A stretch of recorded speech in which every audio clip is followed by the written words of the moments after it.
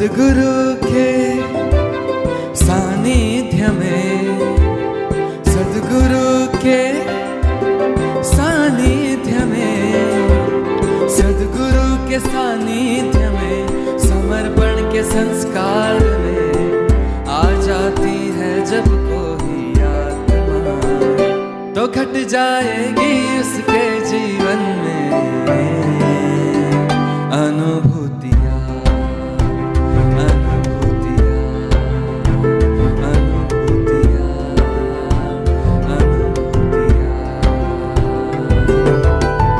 आओ हम सब मिलकर बाटे ईशा समर्पण में अनुभूतियाँ। आओ हम सब मिलकर बाटे ईशा समर्पण में अनुभूतियाँ।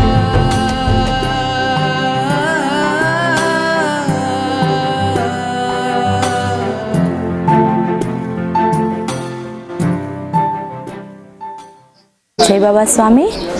मेरा नाम गीता विठलापरा है।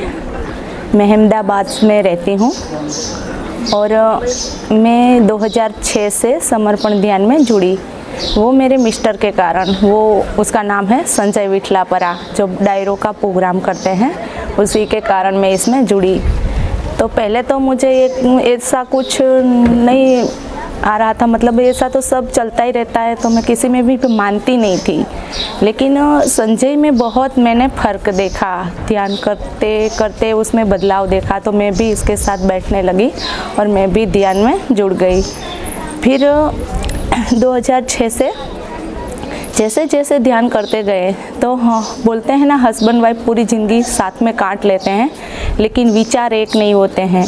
लेकिन हम जब ध्यान में जुड़े तो पति पत्नी साथ में पूरी ज़िंदगी निकाल तो लेते हैं लेकिन विचार एक नहीं होते हैं। तो हम ध्यान में जुड़े तो हमें धीरे धीरे विचार एक होने लगे हमारे दोनों का, और जीने में और मज़ा आने लगा। अब पता चला जो भी पति पत्नी रिलेशन में होते हैं ना, तो उसको कोई मतलब नहीं, मतलब एक तो इच्छा होती है कि हम अच्छी तरह से हमारा जीवन जिए। तो ये समर्पण ध्यान से बेस्ट कोई हो ही नहीं सकता। दोनों हस्बैंड वाइफ दोनों ध्यान करते हैं तो दोनों को विचार एक होते हैं और जीने में कुछ और ही मज़ा आता है। तो मेडिटेशन से बहुत फ़र्क होता है, मतलब आध्यात्मिक, शारीरिक, मानसिक, वो तो सब फायदे होते ही हैं। वो तो हमने पहले शुरुआत में ही सब देखे।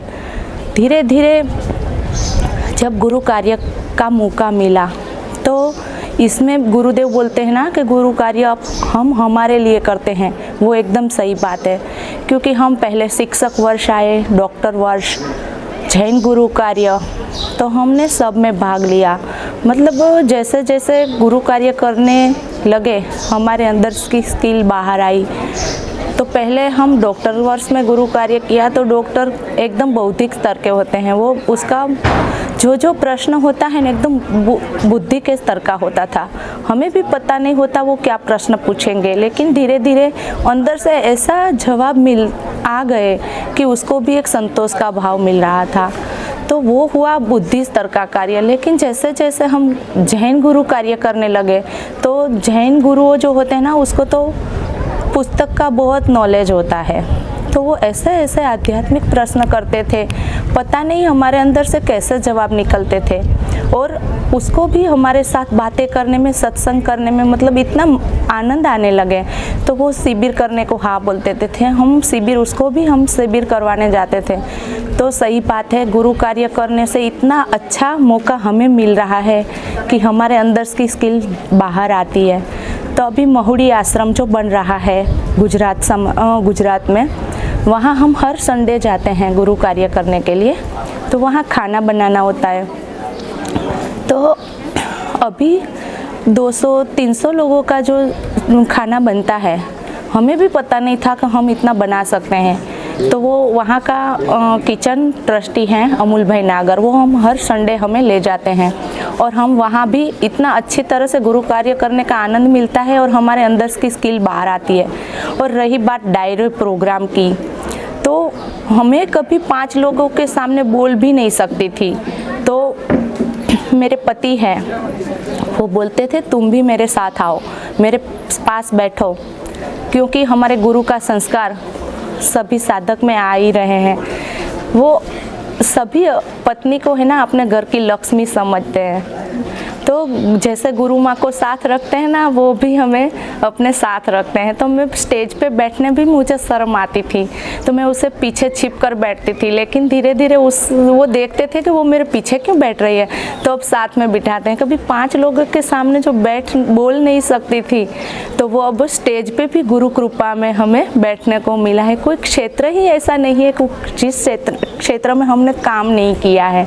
और इच्छाएं तो धीरे धीरे शुरुआत में छोटी छोटी इच्छाएं होती रहती थी, तो सब इच्छाएं ऐसे पूरी हो जाती थी, पता ही नहीं चलता जीवन के 18 साल कब निकल गए शादी के बाद। लोग बोलते हैं ना कि शादी करने से किसी को फ़ायदा हुआ है तो बोलेंगे जल्दी शादी करनी चाहिए, किसी को अच्छी तरह से ज़िंदगी नहीं बीती वो बोले देर से शादी करनी चाहिए। लेकिन समर्पण मेडिटेशन में जुड़ने के बाद पति पत्नी 2 नहीं 1 हो जाते हैं। ये हमारा खुद का अनुभव है, और 18 साल कैसे बीता पता ही नहीं चला। तो वो मेरे मिस्टर बोलते हैं ना, गोद माँ छू हूँ तो मारा स्वामी नी गोद माँ छू। तो मैं तो मेरे 2 स्वामी की गोद में हूँ। एक तो मेरे गुरु है वो स्वामी, और जब ये भजन गाते हैं ना तब मैं मेरे मिस्टर की गोद में ही बैठी हूँ, क्योंकि उसके बाद बगल में ही बैठी होती हूँ। तो गुरुदेव ने इतना सब कुछ दे दिया, लेकिन जब यहाँ आने का हुआ इतना अनुष्ठान हो गया, लेकिन इतना कभी गहराई में गए ही नहीं हम। लेकिन जब से निकली थी बीच में भी 3 दिन यहाँ आके गई डांडी, और इस बार जब आने का मौका मिला तो घर से निकली तब से एक ही अंदर से इच्छा थी, बस अब मुझे सब कुछ मिल गया, अब मुझे क्या चाहिए। अब तो मुझे जो गुरुदेव बोलते हैं ना भीतर जाओ, तो मतलब भीतर हम गए होंगे नहीं गए होंगे, कैसे जाया जाता है पता ही नहीं, भीतर कैसे जाए। तो जब से आई थी 3 दिन से तो एक ही रट लगा रही थी, मुझे भीतर जाना है गुरुदेव, बस मुझे और कुछ नहीं चाहिए। भीतर कैसे जाया जाता है वो मुझे बताओ, मुझे ले जाओ भीतर। मैं अकेली ही यहाँ घूमती हूँ 3 दिन से, किसी के साथ नहीं घूमती, क्योंकि मुझे वो चाहिए जो अभी तक नहीं मिला। पता नहीं गई नहीं गई पता नहीं, मुझे भीतर जाना है, एक बार अनुभव करना है।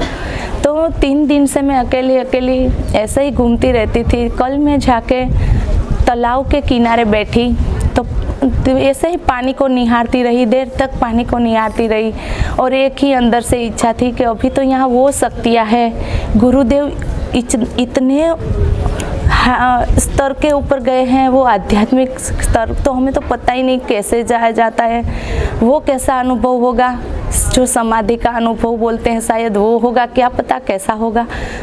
तो मुझे एक ही इच्छा थी, गुरुदेव आंखें बंद करके ऐसे प्रार्थना कर रही थी, गुरुदेव मुझे एक बार वो अनुभूति करवाओ ना, मुझे वहाँ ले जाओ ना, वहाँ क्या है, कैसे जाया जाता है, भीतर क्या है।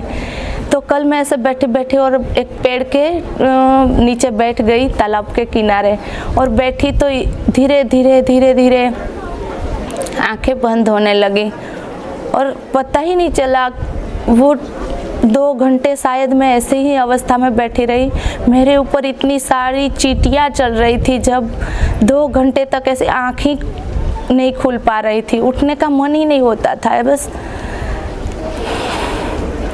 वो अभी तक जो मैं याद करती हूँ वो टाइम याद करती हूँ, तो अभी मैं वही अवस्था में चली जाती हूँ। आँखें खोलने की इच्छा ही नहीं होती है, बस एकदम शांत लग रहा था सब कुछ, बस ऐसे ही जीना है, पूरे समय ऐसा ही जीना है। जब मेरी 2 घंटे 2.5 घंटे के बाद आंखें खुली तो मेरे ऊपर इतनी सारी चींटियाँ चल रही थी, तो सब बोल रहे थे हम कब से देख रहे हैं कि आपके ऊपर कितनी चींटियाँ हैं। तो मैंने धीरे से उठ के ऐसे ही सब चींटियाँ को नीचे गिराई, और ऐसे ही फिर से मैं बैठ गई तालाब के किनारे। तो वो कल का दिन मेरे जीवन में शायद पहली बार ऐसा दिन आया कि मेरी आंखें अभी भी बंद हो जाती हैं और आज भी मैं बस ऐसे ही थोड़ी देर घूमती हूँ, फिर वो ही अवस्था में बैठ जाती हूँ। यहाँ आओ ना तो वहाँ ये मांगो, यहाँ आके ये मांगो, भीतर जाना है, भीतर का अनुभव करके देखो। बहुत कुछ मांग लिया हमने, बहुत कुछ देख लिया। जब भी अनुष्ठान का फॉर्म भर रहा था तब मैंने भी फॉर्म भरा था 45 दिन का अनुष्ठान में आने के लिए, लेकिन उसमें नाम सिलेक्ट नहीं हुआ तो शायद मुझे लगा कि अभी समय नहीं आया होगा। लेकिन मुझे एक ही बात जब बैठती थी ना तो एक ही विचार आता था कि तूने सबको माफ़ कर दिया क्या। गुरुदेव बोलते हैं ना, ये तेरा भी आखिरी जन्म है और मेरा भी आखिरी जन्म है। लेकिन हाँ, गुरुदेव ने बोल दिया कि आखिरी जन्म है, लेकिन हमें भी ये सोचने का है कि ये आखिरी जन्म कब मिलता है। हमने सबको माफ़ कर दिया क्या। अभी हम सबको माफ़ कर पाए तो मेरे अंदर जब मैं घर पे भी अकेली बैठती थी ना तो ऐसे ही विचार आते रहते हैं कि तू बोल तो रही है कि तेरा भी आखिरी जन्म है, लेकिन तूने अभी सबको माफ़ कर दिया। तो मुझे अंदर से आया, नहीं, अभी एक है जो मैंने बोल तो दिया है, माफ़ किया, मैंने पूरे माफ़ कर दिया, ऐसे पूरा बोल रही हूँ, लेकिन अभी मैंने उसको मेरे घर पे नहीं बुलाया। तो फिर मैंने अंदर से आवाज़ आई, चल अनुष्ठान में शायद नाम आ जाए तो पूरा खाता क्लियर करके जाओ। तो मैंने उसको बुलाया मेरे घर पे, दो हस्बैंड वाइफ दोनों को, आओ हमारे घर पे। तो वो भी संकोच में बोल रहे थे और उसने माफ़ी भी मेरे से मांगी थी कि अब दोबारा ऐसा कभी नहीं होगा, मुझे माफ़ कर देना। लेकिन मैंने माफ़ तो कर दिया था, लेकिन होठ से किया था, अंदर से नहीं हुआ था। तो फिर मैंने उसे बुलाया, हमारे घर पे खाने को बुलाया, रात भी रुकवाया। और अब जब से गुरुदेव बोलते हैं ना कि आप इसको देखो और अंदर से कुछ मगज में ऐसा आए तो आपका कलर होश उठ जाए तो मतलब समझना अभी माफ़ नहीं हुआ है। लेकिन जब ऐसा तो 4 साल से चल रहा था, माफ़ तो होठ से 4 साल से कर दिया था, लेकिन जब इस बार वो मेरे घर आई, मैंने उसे माफ़ कर दिया, वो भावना पूरी तरह से निकल गई। अब मैं उसके साथ बैठती हूँ, बातें करती हूँ, मैं उसके घर जाती हूँ, खाना खाती हूँ, वो मेरे घर आके गए। अब लगता है मैंने उसे सच में माफ़ किया है। और अभी कुछ भी रह गया हो तो गुरु कृपा में वो मैं किसी के और तो कोई है ही नहीं, वो एक ही व्यक्ति थी जो उसे मैं माफ़ नहीं कर सकती थी, लेकिन वो गुरु कृपा में ही हुआ है शायद। जय बाबा स्वामी।